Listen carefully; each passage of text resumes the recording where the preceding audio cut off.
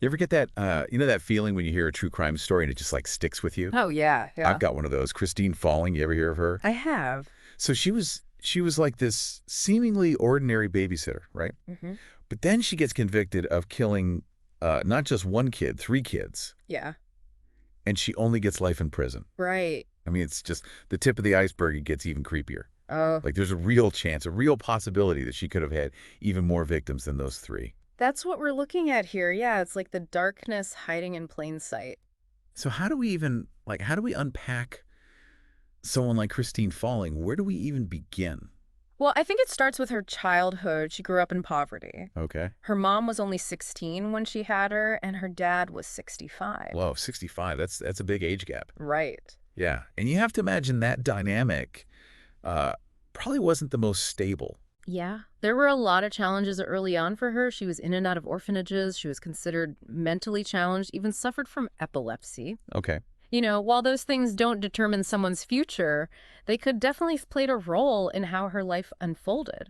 It's like trying to piece together, like, one of those puzzles. Hmm. And then you add in this other Distravis element. She was killing small animals. Yeah. Specifically cats, like at a young age. That is significant. Right. Yeah, that kind of behavior, early trauma and cruelty to animals is something that criminologists have seen in a lot of violent offenders. I mean, it's not an excuse, but it's often like a warning sign. So we've got troubled childhood, possible mental health issues, animal cruelty. Yeah. It's a bleak picture. I mean, did it get better for her as she got older? Unfortunately, no. Her teenage years were just as rough. She was forced into a marriage at 14, and it fell apart quickly. Oh. And then you start to see this hypochondria pop up, that excessive worry about her health. Hmm. She was hospitalized over 50 times in just 2 years. Wait, over 50 times. What were doctors saying? The crazy thing is, they couldn't find anything medically wrong with her, no real explanation for it. It was like her physical problems were mirroring the chaos in her life. Yeah. So we have this, portrait of this deeply troubled young woman. Right. And it's right around this time that she starts babysitting. And that's where things get really bad. The first death connected to her is Cassidy Jason. She was 2 years old. Okay. This was back in 1980. Christine was babysitting Cassidy, and the kids supposedly fell out of her crib. Fell. Was there something like suspicious about the fall? The autopsy showed blunt force trauma to her skull, which didn't match up with Christine's story at all. The doctor even told the police to look into it. So right from the start, they were thinking something wasn't right. Yeah, but get this, the doctor's note where he recommends further investigation, it got lost. You're kidding? They closed the case. Wow. They totally miss a chance to, possibly do something. A lost note. It's unbelievable. I mean, what could have been different if they had taken that seriously? Right. Scary thought. So soon after Cassidy's death, Christine moves to Lakeland, Florida. Yeah. Within 2 months, 4-year-old Jeffrey Davis, another kid she's watching, dies. Okay, so another death so soon after she moves. Did that raise any red flags? They thought he died from a heart condition, so, it didn't seem suspicious at the time. Okay. But then, 3 days later, Jeffrey's cousin, Joseph Spring, who was 2, dies. Oh, wow. And guess what? Christine was watching him too. 2 kids, 3 days, both under her care. Yeah. I mean, someone had to be putting the pieces together at this point. You'd think so, right? Yeah. But no, they blamed Joseph's death on some viral infection and even thought maybe the same virus killed Jeffrey and Christine. Yeah. She was in the clear again. Like she was just surrounded by tragic coincidences. But how long could that go on?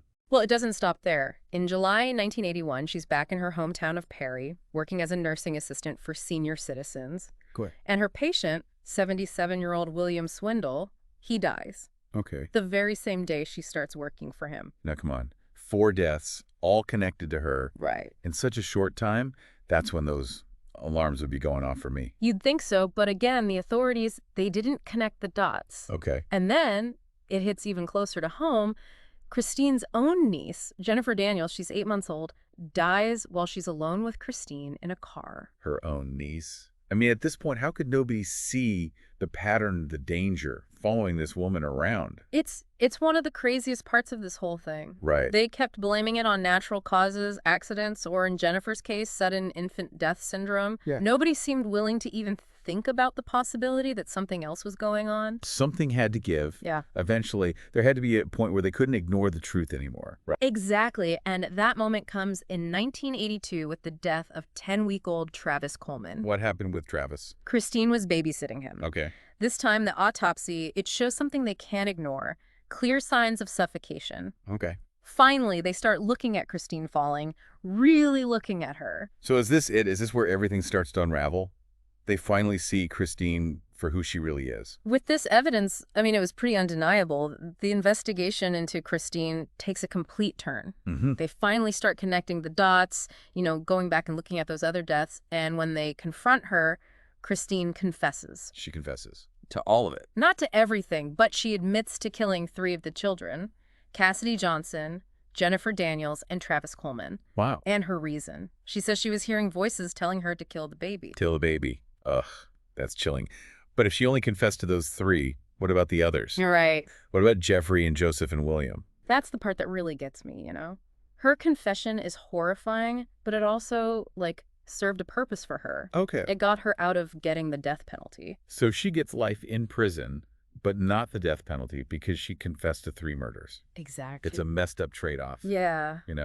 It leaves so many questions unanswered, and all those families, they might never get real justice. That's the thing. Even with a conviction, this case never really felt closed. Right. The authorities might have considered it solved, but the shadow of those other deaths, it still hangs over everything. It makes you think, if they had investigated Cassidy's death properly back then, when that doctor raised concerns, Yeah. if they had found that lost note, could any of those other deaths have been prevented?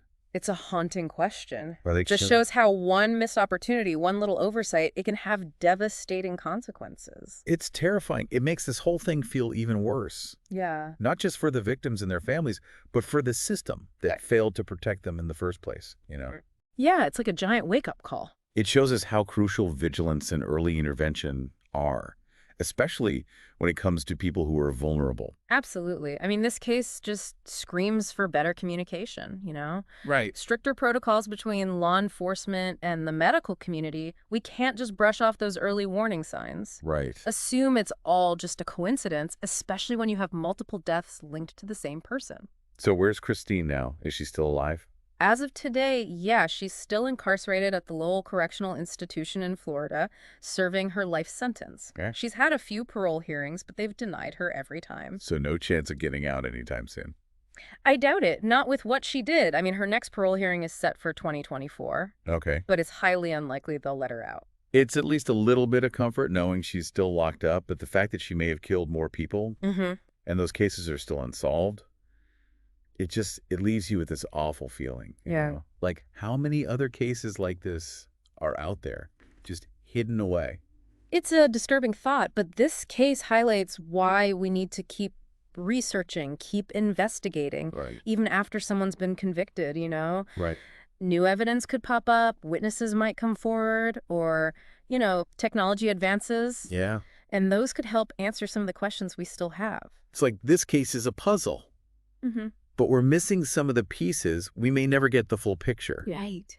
but we have to keep searching for those missing pieces, Yeah. We have to keep looking for the truth. It's not just about finding answers so we can feel better. It's about understanding what happened. Right. Learning from these awful events so that maybe, just maybe, we can prevent something like this from happening again. This whole conversation has been really heavy, but it feels important to talk about it, Yeah, it does. This case, it really makes you think about how fragile life is Yeah. and how important it is to protect people who can't protect themselves. And we can never stop asking questions. Never stop trying to find the truth. I completely agree. Even though this deep dive has taken us to some dark places, Yeah. it's important to remember that by talking about these things, by studying these cases, we might learn something that can help us prevent future tragedies. It's tough, Christine Falling is in prison, but it still feels like there are so many loose ends, so many questions we'll never have the answer to. Yeah, it really shows you the limitations of the justice system. We want to think a conviction means it's over, it's done. Right. But it's just not that simple, especially in a case like this. Especially with all the suspicion around those other deaths. Exactly. Those families, they may never get closure. And it makes you think, What allowed her to fly under the radar for so long? Right. Was it just bad communication between agencies? Or was it something more like societal? Did people just not want to believe a woman, a caregiver, could do something so horrific? What you talked about, those missed chances to stop her, like Yeah. that doctor's note in Cassidy's case. Mm. But I'm also thinking about the bigger picture. Like, back in the 80s, was there the same awareness about child abuse? Right. The same level of support for victims? Were the police even using the same investigative techniques? Those are all good questions. It's not about pointing fingers. It's about trying to understand how things were back then, the whole context, What factors might have played a role in these tragedies happening. It's a reminder that justice, well, it's not always straightforward. It's messy. Yeah, it's like a winding road with dead ends and wrong turns, and sometimes the truth, it's always out of reach. What really sticks out to you in this case? Like, what's the most perplexing part for you? It's Christine Falling herself, you know? Yeah. That contrast between this seemingly ordinary life she had and the terrible things she was doing makes you question everything, who you can trust, where danger might be hiding. It reminds you that evil, it doesn't always look like a monster. It can be someone you know, someone you trust, someone who blends right in, and that's what makes this whole thing so disturbing. So for our listeners, if they're interested in learning more about Christine Falling, where should they start? There's a ton of stuff online, court records, news articles, documentaries. It's all out there. But just remember, approach everything with a critical eye. Think about the biases and perspectives that might be shaping the story. And remember, this isn't just some true crime entertainment, you know. No. These were real people, real lives lost, and the impact of what happened, it's still felt today. Oh, it's a story that forces you to confront some uncomfortable truths about humanity. Well, this wraps up our deep dive into the Christine Falling case. Yeah. It's definitely a case that'll stick with me, you know. Makes you think about the dark side of human nature. For sure. To everyone listening, we encourage you to keep digging into this case, check out the resources, come to your own conclusions. And let's keep the conversation going. Share your thoughts. Maybe by working together, by thinking about this stuff, we can get closer to understanding how someone could be capable of such awful things. And hopefully prevent something like this from happening again. Thanks for joining us on this journey. Until next time, stay curious, stay engaged, and keep those minds questioning.